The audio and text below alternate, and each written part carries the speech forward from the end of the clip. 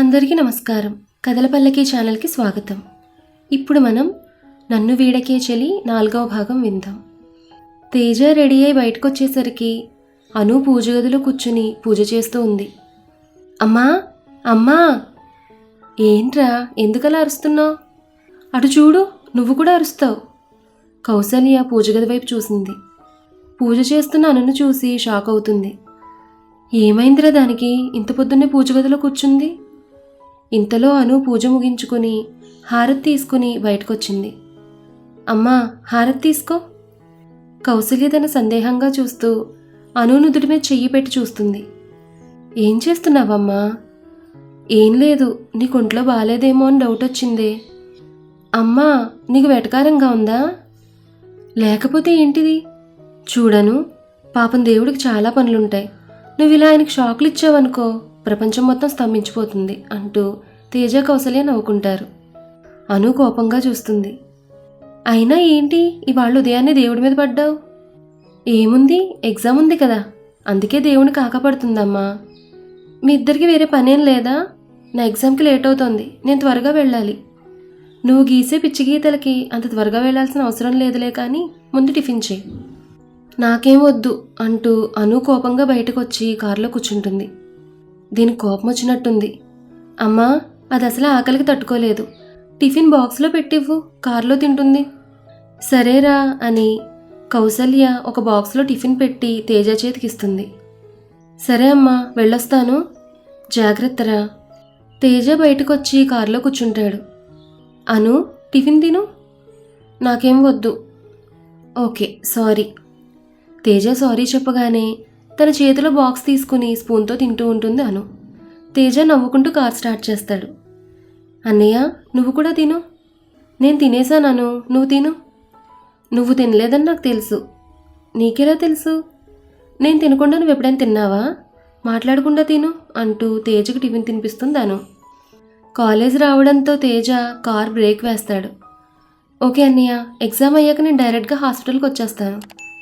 సరే, ముందు ఎగ్జామ్ సరిగ్గా రాయి. All the best Anu. Thanks అన్నయ్య. అక్కడి నుంచి తేజ వెళ్ళిపోతాడు. అను కాలేజ్ లోపలికి వస్తుంది. అను, ఎగ్జామ్కి బాగా ప్రిపేర్ అయ్యావా? ఈసారి తప్పకుండా ఫస్ట్ క్లాస్ వస్తుంది. ఏంటి, ఫస్ట్ క్లాసా? అవును. సరేలే, ఎగ్జామ్కి టైం అవుతోంది, వెళ్దాంరా. నువ్వు వెళ్ళి నేను వస్తాను. సరే, త్వరగా రా అంటూ లాస్య అక్కడి నుంచి వెళ్ళిపోతుంది. లాస్య అక్కడి నుంచి వెళ్ళిన తర్వాత అను పక్కకు వెళ్తుంది. రే ప్రసాద్, స్లిప్స్ రెడీ చేసావా? రెడీ అను. ఓకే, ఎవరికి డౌట్ రాకూడదు, రా వెళ్దాం. ఇంతలో ఎగ్జామ్ స్టార్ట్ అవుతుంది. స్టూడెంట్స్ అందరూ ఎగ్జామ్స్ రాస్తూ ఉన్నారు. ప్రసాద్, స్లిప్స్ రెడీ చేసావా? రెడీ అను. ఓకే, ఎవరికి డౌట్ రాకూడదు, రా వెళ్దాం. ఎగ్జామ్ స్టార్ట్ అవుతుంది. స్టూడెంట్స్ అందరూ ఎగ్జామ్స్ రాస్తూ ఉన్నారు. ఒక పక్క అను ఇన్విజిలేటర్ చూడకుండా వెనకే ఉన్న తన ఫ్రెండ్ దగ్గర స్లిప్ తీసుకుని రాసుకుంటోంది. ప్రసాద్, స్లిప్ ఇవ్వరా? వెనక్కి చూడకుండానే నెమ్మదిగా అడుగుతుంది అను. ప్రసాద్ స్లిప్ తీసి అనుకిస్తాడు. అను చెయ్యి వెనక్కి పెట్టి స్లిప్ తీసుకుందామంటే అది రావడం లేదు. రే ప్రసాద్, వదలరా. స్లిప్ నా చేతిలో ఉంటే వాడెలా వదులుతాడు? ఏంటి ప్రిన్సిపల్ వాయిస్లా ఉంది అనుకుంటూ అను వెనక్కి తిరిగి ప్రిన్సిపల్ని చూసి స్లిప్ వదిలేసి లేచి నిలబడుతుంది. ఏంటిది, కాపీ కొడుతున్నావా? అయ్యో సార్, అంత పెద్ద పదం అవసరమా చెప్పండి? అవసరమే, ముందు ఎగ్జామ్ హాల్ నుంచి బయటకు పదా. ప్లీజ్ సార్, ఒక్కసారి వదిలేయండి. అయినా ఇది ఫైనల్ ఎగ్జామ్ కాదుగా, జస్ట్ స్లిప్ టెస్ట్ అంతే కదా సార్. Please sir, please.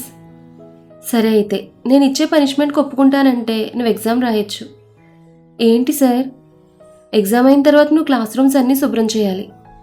నేను ఒక్కదాన్నేనా? అవును, నువ్వు ఒక్కదానివే. దానికంటే ఎగ్జామ్ నుండి వెళ్ళిపోవడమే బెటర్. గుడ్, అయితే వెళ్ళు.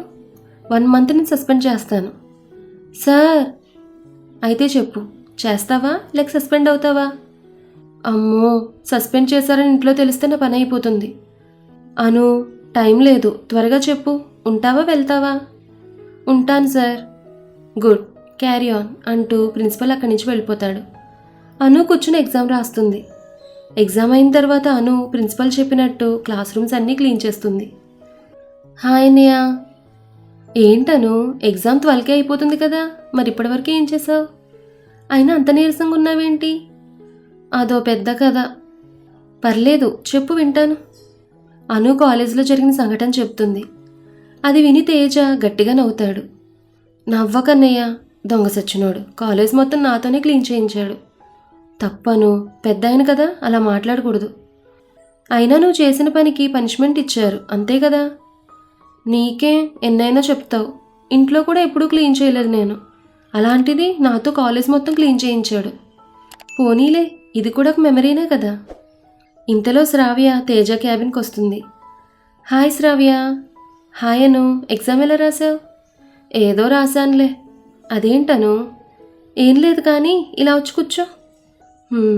సరే కానీ నేను తేజతో కేసు గురించి డిస్కస్ చేయాలి. నువ్వు బయట వెయిట్ చేయగలవా అను? ఓకే శ్రావ్య అంటూ అను బయటకు వెళ్ళిపోతుంటే శ్రావ్య తను పిలుస్తుంది. ఏంటి శ్రావ్య, ఎవరైనా లోపలికి వస్తే మాకు చెప్పాను. అలాగే అని అను వెళ్ళి బయట కూర్చుంటుంది. ఏంటి శ్రావ్య కంగారుగా ఉన్నావు? చాలా పెద్ద ప్రాబ్లం వచ్చింది తేజ. ఏమైంది శ్రావ్య? శ్రావ్య తేజకి ఏదో చెప్తుంది. తేజ కాసేపు ఆలోచించి శ్రావ్యకి ధైర్యం చెప్తాడు. శ్రావ్య, నువ్వు ప్రస్తుతం ఇంటికి వెళ్ళు. ఏం చేయాలో ఆలోచించి నేను నీకు చెప్తాను. డూ సంథింగ్ తేజ, నాకేం చేయాలో అర్థం కావడం లేదు. డోంట్ వరీ శ్రావ్య. సరే నేను బయలుదేరుతాను. అలాగే, జాగ్రత్త. సరే అని శ్రావ్య అక్కడి నుంచి వెళ్ళిపోతుంది. కాసేపటికి అనుని తీసుకుని ఇంటికి బయలుదేరతాడు తేజ. కారులో తేజ డల్గా ఉండడం గమనిస్తుంది అను.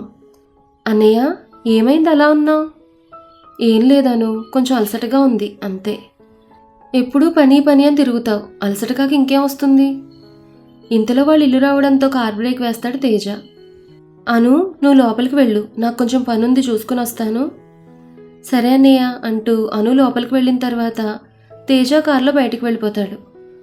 ఒక నిర్మానుష్యంగా ఉన్న ప్రదేశంలో ఒక వ్యక్తిని కలిసి అతనికి ఒక పనిని అప్పగించి ఇంటికి వచ్చేస్తాడు.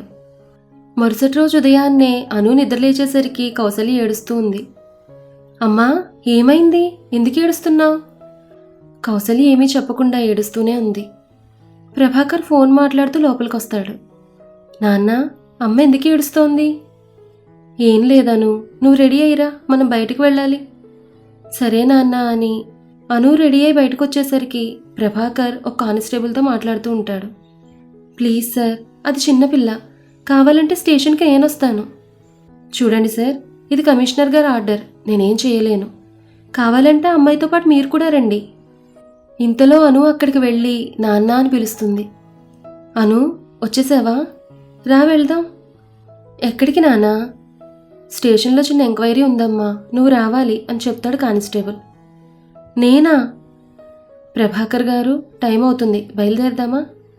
సరే అని కౌసల్యని అనుని తీసుకుని స్టేషన్కు బయలుదేరతాడు ప్రభాకర్. అనుకంతా అయోమయంగా ఉంది. ఇటు ప్రభాకర్ గాని అటు కౌసల్య గాని తనకేమీ చెప్పడం లేదు. కానీ వాళ్ళ మొహంలో బాధ స్పష్టంగా కనిపిస్తోంది. అను ఆలోచిస్తూ ఉండగానే స్టేషన్ దగ్గర కారు ఆగుతుంది. ముగ్గురు లోపలికి వెళ్ళేసరికి విక్రమ్ ఇంకా తన ఫ్రెండ్ ప్రణవ్ అక్కడే ఉన్నారు. నాన్న, విక్రమ్ ఏంటిక్కడ? అను, కాసేపు కామ్గా ఉండు. సార్, ఆ అమ్మాయిని తీసుకొచ్చాను. కానిస్టేబుల్ చెప్పగానే విక్రమ్ అనును కోపంగా చూస్తూ దగ్గరకు వస్తాడు. ఇంత మోసం చేస్తావనుకోలేదే, నీకేం అన్యాయం చేశాను నేను అంటాడు విక్రమ్. విక్రమ్, ఏం మాట్లాడుతున్నారు? నేను మిమ్మల్ని మోసం చేయడం ఏంటి? నటించకను, చెప్పు, శ్రావ్య ఎక్కడుంది? శ్రావ్య? శ్రావ్య ఎక్కడుండడం ఏంటి విక్రమ్? అసలు ఏం మాట్లాడుతున్నావు? నాకేం అర్థం కావడం లేదు. విక్రమ్ కోపంగా అను చేయి పట్టుకుంటాడు. Mister Vikram, please control your self. మమ్మల్ని ఇన్వెస్టిగేట్ చేయనివ్వండి. ఆ మాటకి ప్రణవ్ వచ్చి విక్రమ్ని పక్కకు తీసుకెళ్తాడు. అనుకు అక్కడ జరిగేది అర్థం కాక అయోమయంగా చూస్తుంది. కమిషనర్ అను దగ్గరికి వచ్చి, చూడమ్మా, నీతో కొంచెం మాట్లాడాలి, నాతో రా. నేనెందుకు రావాలి? అసలు ఇక్కడ ఏం జరుగుతుందో నాకు చెప్తారా లేదా? ఏం ప్రభాకర్ గారు, మీ అమ్మాయికి విషయం చెప్పలేదా? సార్, అది చిన్నపిల్ల.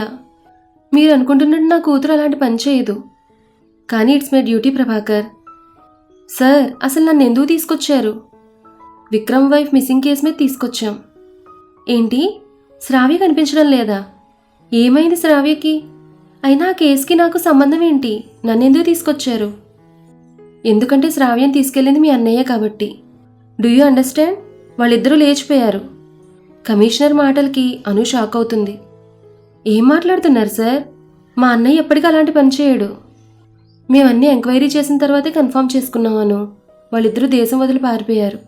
వాళ్ళకి హెల్ప్ చేసింది నువ్వే అని విక్రమ్ కంప్లైంట్ ఇచ్చారు. లేదు సార్, మీరు తప్పుగా ఆలోచిస్తున్నారు. వాళ్ళిద్దరిది చాలా స్వచ్ఛమైన స్నేహం. సార్, అలా అడిగితే అది నిజం చెప్పదు.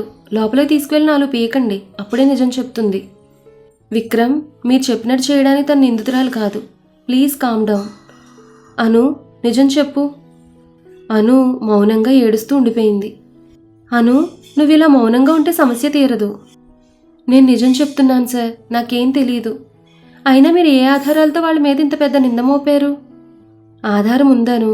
మీ అన్నయ్య శ్రావ్య ఫ్లైట్లో ట్రావెల్ చేసినట్టు ఇమిగ్రేషన్లో రికార్డు ఉంది. అదీకాక శ్రావ్య రాసిన లెటర్ కూడా ఉంది.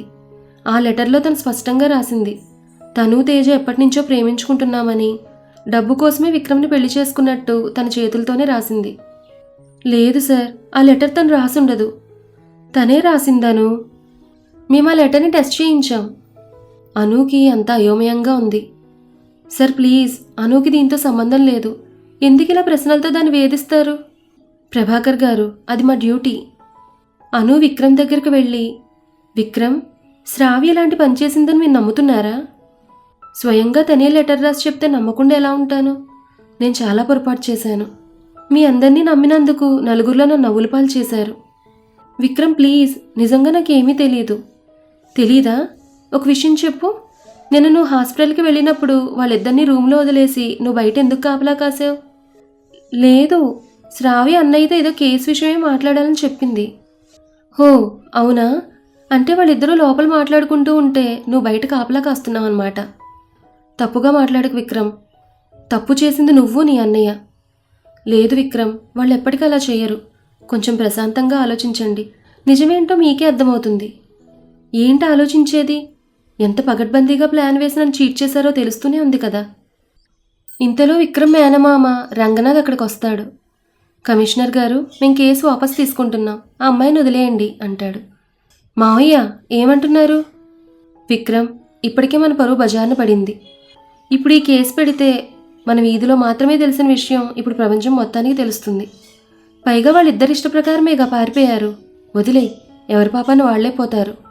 రా వెళ్దాం అంటూ రంగనాథ్ విక్రమ్ చేయి పట్టుకుని అక్కడి నుంచి బయటికి తీసుకొస్తాడు. విక్రమ్, నేను కారు తీసుకొస్తాను, నువ్వు ఇక్కడే ఉండు. సరే మావయ్య.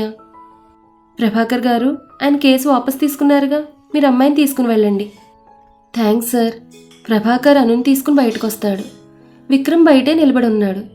అను వెళ్ళబోతుంటే చేయి పట్టుకుని తను ముందుకు లాగుతాడు. విక్రమ్, ఏం చేస్తున్నావు అని ప్రభాకర్ అడిగేసరికి విక్రమ్ కోపంగా ప్రభాకర్ వైపు చూస్తాడు. మీ కూతురు చేయి పట్టుకుంటేనే మీకు ఇంత కోపం వస్తోంది. మరి నీ కొడుకు నా భార్యనే తీసుకుపోయాడు. ఇంక నాకెంత కోపం రావాలి? నా నమ్మకాన్ని అడ్డం పెట్టుకున్న జీవితంతో ఆడుకున్నారు. చూడను, నిన్నిలా ఊరికి వదిలేస్తాను అనుకోకు. నువ్వు జీవితంలో కోలుకోలేని దెబ్బ కొడతాను. ఎదురు చూస్తూ ఉండు అంటూ విక్రమ్ కోపంగా అక్కడి నుంచి వెళ్ళిపోయాడు. అసలు శ్రావ్య ఎక్కడికి వెళ్ళింది? విక్రమ్ చెప్తున్న మాటలన్నీ నిజమేనా? ఈ విషయాలన్నీ కూడా మనం నెక్స్ట్ ఎపిసోడ్లో తెలుసుకుందాం. ఈ కథ మీకు నచ్చితే లైక్ చేయండి, షేర్ చేయండి. అలాగే మన కథల పల్లకి ఛానల్ని సబ్స్క్రైబ్ చేసుకోండి. ధన్యవాదాలు.